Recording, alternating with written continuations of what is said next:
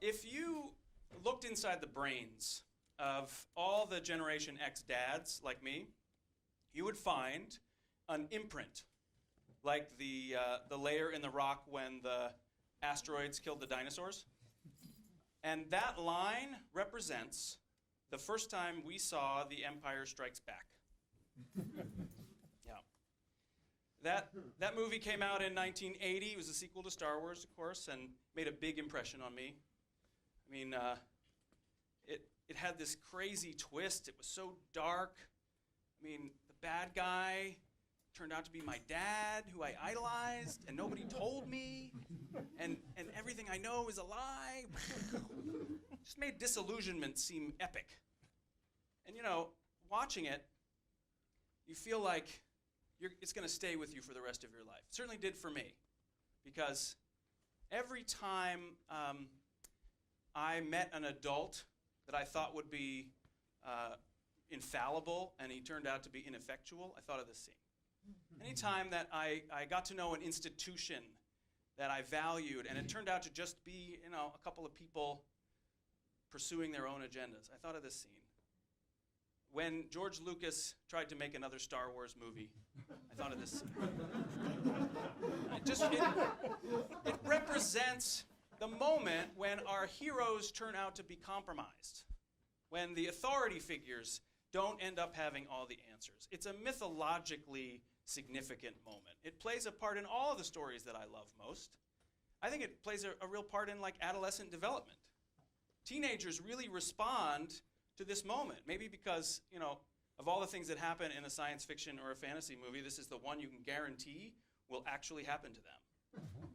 Plus, you know, teenagers just really feel things deeply. So that stays with you. But now as an adult, I do look back on this movie, like all the other movies I love, with a different perspective. I know things now about disillusionment that I didn't used to know. Like disillusionment doesn't always lead to heroism. Sometimes you just adjust and it leads to complacency. I also have children now, and I am beginning to realize that my children are destined to be disillusioned by me one day. So I have a bit more of a stake on the other side. I have a stake in investing in keeping certain truths hidden. So now I'm lucky enough that I can actually keep a lot of truths hidden from my children. I have enough privilege that I can protect them from many, many brutal facts about the world. In fact, they may never know them if not for a good education that will teach them about human history and American history and the institutions that we love and how they're filled with corruption and hypocrisy. And then current events will have to teach them about how our role models are cheaters and our geniuses are jerks. But this will hit us pretty hard nonetheless. Because even though we might learn about it in education, we're actually wired wrong to process this information. When we hear things that are contradictory like this, our brains break, essentially. We hear something about our lives that we've invested in, and we hear that it's misguided, and we experience a moment of panic that psychologists have a name for, cognitive dissonance. And our brains really, really hate this feeling. Our brains will work really, really hard to make that feeling go away. We will deny the information. We will explain it away because we just don't want to feel that. And even things that we really ought to know, we hear other people say, and they sound sort of plausible, and so we repeat them. And that's why biologically we are never going to have a culture that is like really into fact-checking. In the age of the internet, we still have educated people saying, don't go out into the cold or you'll catch a cold. Honestly, people, it's a virus. So you're not going to, anyway. Not only do we have this biological problem about the truth, but the game is rigged because there are people who are putting information into our culture that they know isn't quite true, but they have a vested interest in us believing it. Like their livelihoods depend on us believing it. people spend a lot of money to keep some illusions in circulation. A lot of the things that we take for granted in our society today are actually just really effective commercials. Like this one, boy and girl babies are completely different. Or shiny rocks will really make me happy. Or there is nothing as terrifying as sweat. Or the sugar water in that color can is just infinitely better than the sugar water in the other can. Or my standard of living is more important than my planet. These are sponsored content, right? Now, I don't mean to suggest that this is a new phenomenon. Advertising did not come up with this. People have been sponsoring content since ancient times. You know, keeping beliefs in circulation that would help them get just a little bit more money, a little bit more power. Racism is sponsored content.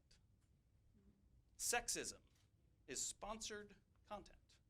So we have broken brains, and everybody else is saying things that aren't true.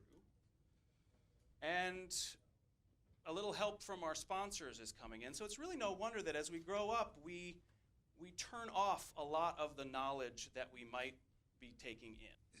We start to feel like a guy behind a curtain making smoke blow out of a giant head.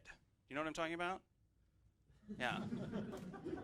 This is the other movie with a big revelation at the end. It was like the I Am Your Father of 1939. And I really respond to this movie because it's a great revelation. Toto pulls the curtain back and reveals that the Wizard of Oz is just an old white guy with a microphone. This hits me rather close to home, actually. I mean, I really relate to this guy, and I think part of it is because this is a lot of what parenting feels like.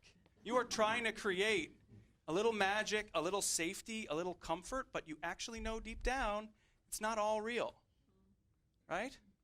It's also the story of culture and civilization. All over the world, phony wizards are thriving because enough people are willing to believe in the big green hologram.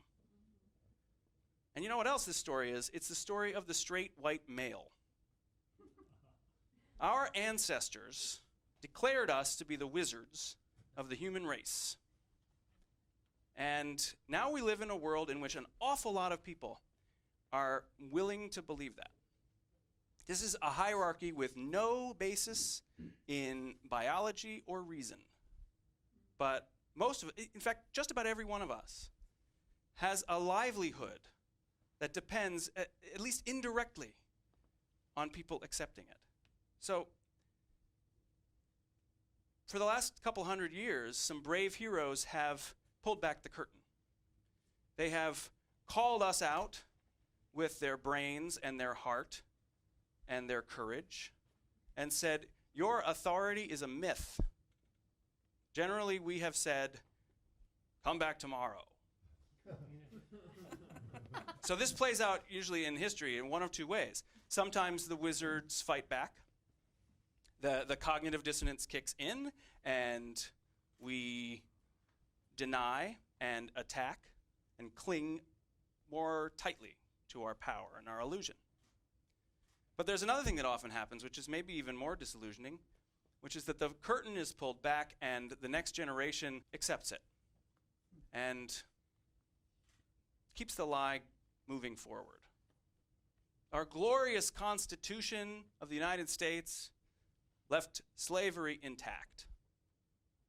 The Civil War left white supremacy intact. The Civil Rights Movement and feminism left structural discrimination intact. It's clear that there's progress, but the people, the great and powerful people, don't let go of that power too easily. So I like to look to my favorite stories for some alternative ways that the story could go. And in Return of the Jedi, which is the last legitimate Star Wars movie, Luke Skywalker refuses to accept the lie that there's a good side that is destined to defeat the bad side. He throws his lightsaber down. It's like the Jedi equivalent of dropping the mic. He says, I will not fight you, Father. You and I are one. He sacrifices everything to break the cycle of illusion. And meanwhile, back in Oz, this man does something extraordinary. He admits it. And he listens, and then he gives gifts. What would it be like if we took an action like that in our lives? What would we have to give up to drop the facade of our power over others? What would our children learn from that? I've been thinking a lot about this man and the chance that he takes. He says, I'm a very good man, I'm just a very bad wizard. And his reward for telling that truth is he gets to come out from behind the curtain where he's been so afraid of being exposed. He earns his freedom too. Thank you.